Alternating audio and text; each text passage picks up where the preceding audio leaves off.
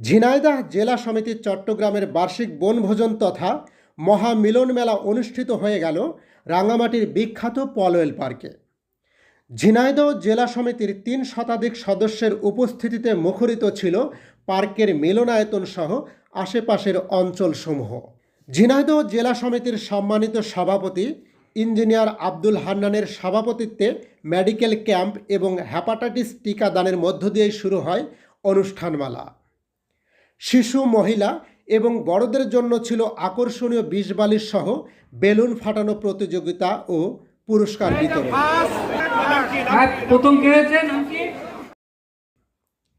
ঝিনাইদহ জেলা সমিতির পক্ষ থেকে সমিতির কৃতি শিক্ষার্থী নুহা তাজরিন, সামিহা নেওয়াজ এবং রিজভি করিমকে দেওয়া হয় সম্মাননা স্মারক 2025।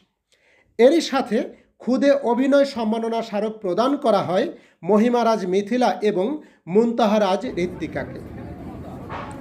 উপস্থিত সকলের আকর্ষণের কেন্দ্রবিন্দু ছিল লঞ্চে করে লেকের বিভিন্ন দর্শনীয় স্থান ভ্রমণ।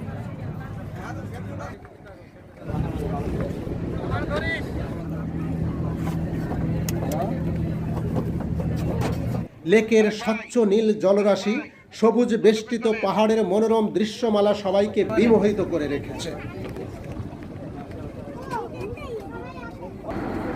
বনভোজনের মূল আকর্ষণ তথা অর্থবহ আয়োজন ছিল বনে বসে ভোজন। চট্টগ্রামের বিখ্যাত মেজবানের আদলে রান্না করা রকমারি খাবারের স্বাদ গ্রহণ করেছে সকলেই কবজি ডুবিয়ে। আয়োজনের শেষাংশে ছিল আকর্ষণীয় লটারির ড্র এবং পুরস্কার বিতরণ। ঝিনাইদহ জেলা সমিতির বার্ষিক বনভোজন থেকে M A Razzak, Tutul R television.